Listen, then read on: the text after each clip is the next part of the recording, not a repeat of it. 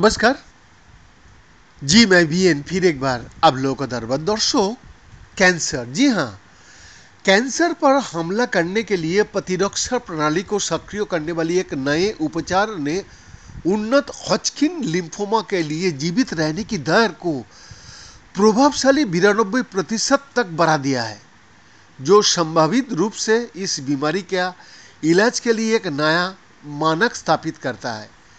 जी हाँ, इस अभूतपूर्व वैज्ञानिक परीक्षण के परिणाम इस सप्ताह new England journal of medicine में प्रकाशित हुए।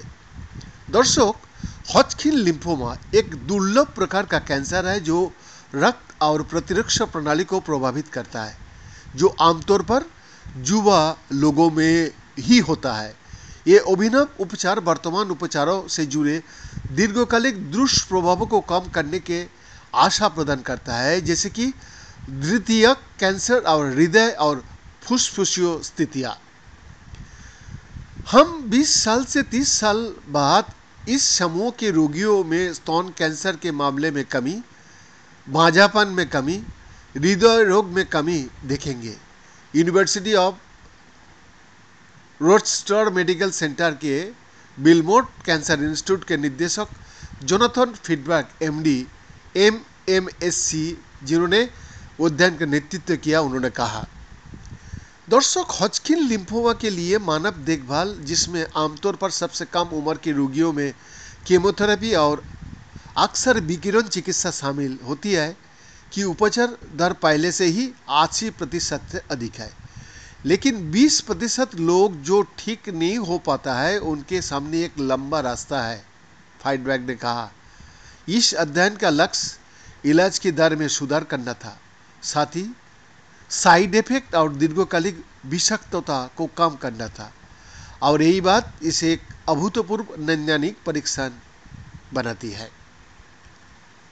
फ्राइडबर्ग चरण 3 अध्ययन के लिए वरिष्ठ अन्वेषक और संवाददाता लेखक है और SWOG कैंसर रिसर्च नेटवर्क में लिम्फोमा समिति का अध्यक्ष है।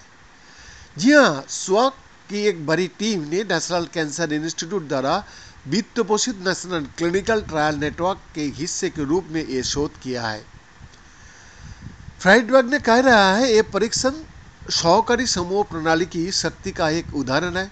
ये अमेरिका और कनाडा में दर्जनों सहयोगियों के बीच उत्कृष्ट सहयोग का बिना संभव नहीं होता।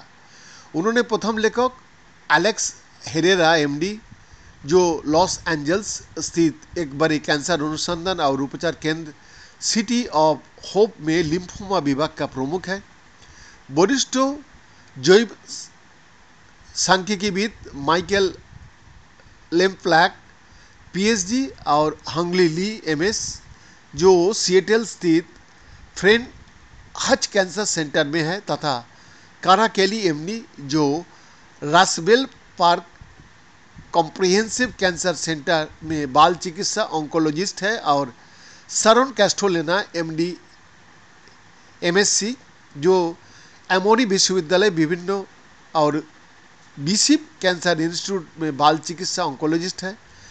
वो लोगों का योगदान का सराहना किया, जिन्होंने बच्चे का ऑन्कोलॉजी समूह के माध्यम से अध्ययन के परिणामों को देखरेख की, जो बाल और किशोर कैंसर अनुसंधान के लिए समर्पित दुनिया का सबसे बड़ा संगठन है। S-826 के नाम से ज्ञात इस मुकदमे का मुख्य बिंदु SWOG नेटवर्क के माध्यम से अमेरिका भर में सैकड़ों कैंसर क्लिनिकों और शैक्षणिक संस्थानों में यादृच्छिक चरण 3 परीक्षा में लगभग 1000 रोगियों को नामांकित किया गया। अध्ययन में हॉजकिन लिम्फोमा के रोगियों की औसत आयु 30 वर्ष है। आधे रोगियों को नवीनतम मानक उपचार दिया गया, कीमोथेरेपी और कैंसर की दवा। बाकी आधे रोगियों को कीमोथेरेपी के साथ साथ इम्यूनोथेरेपी भी दिया गया, जो हॉजकिन लिम्फोमा में आम आनुवंशिक परिवर्तन में लक्षित करता है। 2 वर्ष के अनुवर्ती अध्ययन के बाद इम्यूनोथेरेपी समूह का 92% लोग जीवित रहे और उनके रोग में कोई प्रगति नहीं देखा गया, जबकि मानक देखभाल समूह में ये संख्या 83% थी।